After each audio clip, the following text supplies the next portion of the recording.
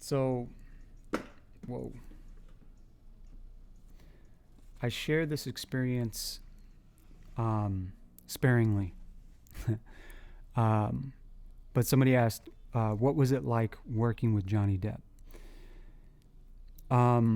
It was amazing.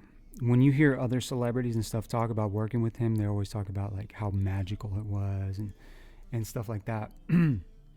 And it was very magical, to say the least. Very humble guy, very welcoming.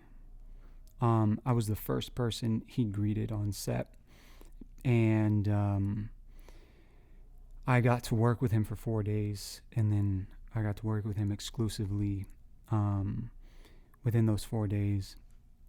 And he's just kind to everyone. Even the director, who was kind of a pain in the ass, great guy, but kind of a pain in the ass.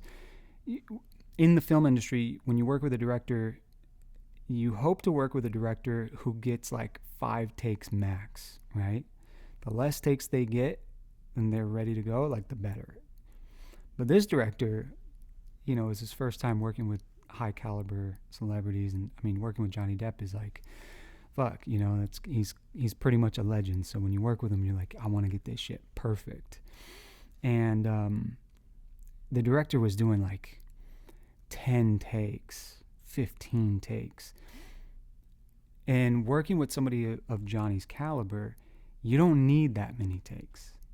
He gets it. He gets it in like take 1 or 2, 3 maybe. And if he doesn't get it, he'll let you know. He'll be like, no, let's do that again. I think I can do it better. And so even when Johnny felt like he got it, the director would still be like, let's do one more. Typically, actors of Johnny's caliber, they get very frustrated. They get very annoyed, and they get very like, I'm the professional here. Like, what the, you know what I mean? And rightfully so, because it takes a lot of energy to act and to perform in front of camera. And to do that over and over and over and over and over and over and over and over and over and over again is exhausting and very annoying. Even when you feel like the actor, you got it. And then the director's like, no. So anyway, Johnny was chill. And when the director was like on take 8, and Johnny's like, okay, all right, cool. Yeah, let's go again. Let's do it again. Whatever. Yeah, cool. I feel like I got it, but if you need more, fuck it, let's go. And he would make jokes about it and stuff, but he never had a bad attitude at all, ever. Not once. And when I worked with him, he was still with Amber, and Amber would come on set, and she didn't really have a say in all of that, but just her demeanor was like, nobody liked her. And Johnny was all about her. And she just was like, it was like our privilege to be in her presence. But then in the presence of Johnny, it was like his privilege to be in all of our presence. There's a very big difference. And so I remember being in, because I worked very closely with him on set, because the nature of my work as a stills photographer was to be next to camera and ready to shoot at all times. Because I was next to camera and I was next to the director a lot, Johnny would come off set between takes, and he would have conversations with the writer and the director, and they would go over the scene and be like, okay, what can we do? What can we do? Whatever. And because I was near that, mind you, I had nothing to do with him delivering lines, or this wasn't my place to speak. However, because I was near them in the conversation, just in the vicinity, Johnny would always make eye contact with me, as if, like, what do you think? Every single time. And so I was like, there came a point where he's like, yeah, I don't know what to say on the scene. I feel like I'm running out of stuff. Mind you, he's hilarious.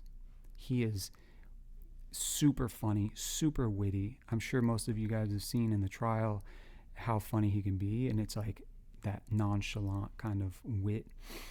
Long story short, he was like stumped, and he kind of looked at me. He's like, I don't know what to say.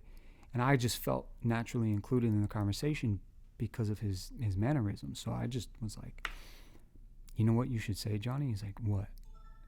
And I was like, you should say blah, blah, blah, blah, blah. And he's like, holy shit, that's really good. And then the writer and the director was like, use that. So he took what I said and he went and did a scene and he did it. It wasn't put in the film, but he did it. And it was hilarious. Everybody was laughing because the way that he delivered it was like... And so that, for me, said so much about the type of character of this individual. Not only was he a huge influence on me and my decision to move to Hollywood and like work in the film and entertainment industry and all that kind of stuff, but then when I did get to work with him, mind you, 3 years prior to working with him, I wrote on Facebook, sitting in my 100 square foot apartment in Hollywood, barely able to pay rent. I just got on Facebook and I wrote it one day. I'm going to have a shoot. I don't know exactly how to write it. I'm going to have a shoot with Johnny. I don't know when or how, but watch. And 3 years later, I get an email. Hey, are you free for 4 days? We need you to shoot with Johnny. No representation, no management, just little old me with my rinky-dink ass camera and the right connections. And so I found myself working like little Joe Schmo, working with the legend and being included in these conversations while we're on set, even giving him lines to say, like, and it was just this wonderful experience.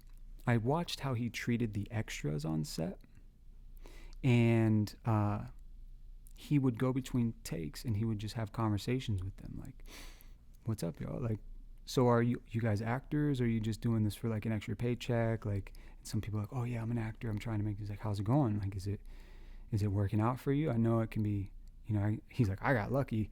Like, I know it can be very difficult. And like, oh yeah, I got some gigs here. He's like, yeah, man, well, keep it up, keep going. Good luck. And then afterwards, the extras are like, oh my God, Mom, I talked to Johnny Depp. Like, he spoke to me on set. Like, he just made everyone feel equal. And in my opinion, that is a huge sign of someone's character. And so they say, don't meet your heroes because you're likely to be let down. I'm glad that I met him. And I have met other heroes and people that I looked up to it was kind of a letdown. But with Johnny, no, it was not a letdown. And so we worked together. He was very humble, very like, hey man, I don't know how to take photos. I need you to direct me. I don't know what I'm doing when I get in front of a stills camera. And I was like, bro, don't worry. I know what I'm doing, but like, do you know who the fuck you are? Like, I could shoot you picking your nose and it would be a good photo. And so after the fourth day of shooting, we were wrapping, and I said, hey Johnny, I edited some photos, and I showed him on my phone. And he rips my phone from me. And it's actually this phone that I'm using right now on Instagram, because I'm live on TikTok and Instagram. And, he snatched the phone from me, and he's like, are you fucking kidding me? He like backhanded me in the chest. He's like, are you fucking kidding me? When did you take this? I didn't even want to take that picture. Because the photo that I showed him, I was like, hey Johnny, can we get a shot of you right here? It was like super long day. He's like, man, honestly, no, I'm so tired. And I was like, no worries. And then the director got super pushy. He was like, Johnny, just do this real quick. And Johnny's like, okay, whatever. Did it, and then I shot over the director's head, and then I ended up getting the stills. And it was like him walking between the staircase. And he's like, when the fuck did you get this? I don't even remember taking these photos. Like, and long story short, he's like, I need this for my house. And I was like, yeah, dude, no worries. Like, how do I get this from you? And at first I was like, well, give me your number. I'll just shoot you a text and I can link up. I'll just print it out for you and bring it over. He would have done it. I guarantee you he would have done it. And I should have, but I didn't want to be too pushy. Of course, there's boundaries on set. You don't want to cross, like, you know, whatever. But he was that welcoming. So I told him, I said, hey, look, I got your people's contact, and I'll shoot them an email and get in touch with you, and see if you still want to, if you want to move forward with these prints. And he's like, yeah, please do that. Please do that. And then he calls the whole crew over. He's like, he called the director, he called all the DP, the cinematographer. He's like, guys, come over here. Like, fucking look at this shit. Are you kidding me? And he's like, this guy's incredible. Anyway, most people don't know that before all of that, I almost turned around and went home before I got on set. Because even though it was the shoot of a lifetime, I'm like, I'm not equipped for this. The camera I have is shitty. The lens I have is shitty. The lighting equipment I have is shitty. I don't know what they're gonna want. What if they want this like fucking elaborate shoot and I'm not equipped for it? Like, I'm just little old me. Oh, I'm gonna make a fool of myself. I'm gonna embarrass the producer who brought me on. This is gonna be the biggest shame of my life. Like, I'm gonna botch this whole thing. No, fuck this. I might as well just go home. Like, no. And I just kept driving to set. I got there, said, fuck it. If I botch it, I botch it. I'm gearing up for the first shot of the evening. Johnny's 5 hours late, not on his own accord, but because he has to do these prosthetics and there were issues or whatever. And so he was a little bit late. A lot of it late, actually. We ended up getting everything, whatever, but I lost light. I had no light to shoot this. And I had no lighting equipment. The sun had went down. And I was like, the biggest shoot of my life, and I'm about to shoot it on this piece of shit camera with a piece of shit lens. And I just hope nobody asked me to see the photos. Whatever, here we go. So they're like, all right, stills. I show up, I'm like, all right, Johnny, we're gonna do this. He's like, yeah, just tell me what you need, blah, blah, blah. I was like, fuck, okay. I try to position him under this light and this street light and do all this stuff. And at the end of the day, I'm like, this is going to be shit. I raise my camera. I look through the viewfinder and I shit you not. The scene is lit professionally. Like fucking like a dream. Like, I'm like, what the fuck? And I look and the DP, the guy who's in charge of how the image looks on camera, is holding a light, and then his assistant is holding a big white bounce board. And they're like, where do you want me, boss? And I was just like, you gotta be kidding me. Where the fuck did that light come from? I didn't know that they had this equipment with them. I didn't see any of this on set. And long story short, I directed them. I told them, okay, put that light right here, bounce board right here. Johnny, we're gonna do this, ba ba ba. And we got the shots. And it worked perfectly. So that's a bit of my story about working with Johnny. I don't share it too much. But yeah, to say the least, it was a once in a lifetime experience. No, it was a very rare experience. I hope to work with him again in the future. But all of that to say, I said this 3 years prior. I just felt in my spirit like, this is going to happen for me. I want it. It's going to happen. And I spoke it. 3 years later, I get a call. I wrote it on Facebook as evidence in 2012. And then in 2015, it happened. And so the same thing happened with Kevin Hart a little bit. Are you a believer? Yes. The same thing happened with Kevin Hart a little bit. The night I found out about Kevin Hart and watched one of his specials, I told my friend, I said, how cool would it be to work with Kevin Hart? Like, he seemed like such a cool dude. The next day, I got a text message asking if I could shoot on a Coke Zero commercial with Kevin Hart. I'm like, yeah. And I text my friend. I was like, you gotta be kidding me. I literally said this the night before. And the next day, I get a text saying, hey, are you available to shoot? Not only with Kevin, but on a multi-billion-dollar brand's fucking commercial, right? So at the end of the day, the point and the moral of this story, and the reason I share this, isn't to say, oh, hey, look at me, I worked with Johnny Depp, blah, blah, blah. Even though that's cool as shit. It's to say, have a vision for your life and speak it into existence. And for me, I didn't like necessarily pray for it, but I believe in a God. I believe there is a God. And I believe in manifestation, and I believe in it's divine and energetic, and I believe ultimately it's a collaborative effort.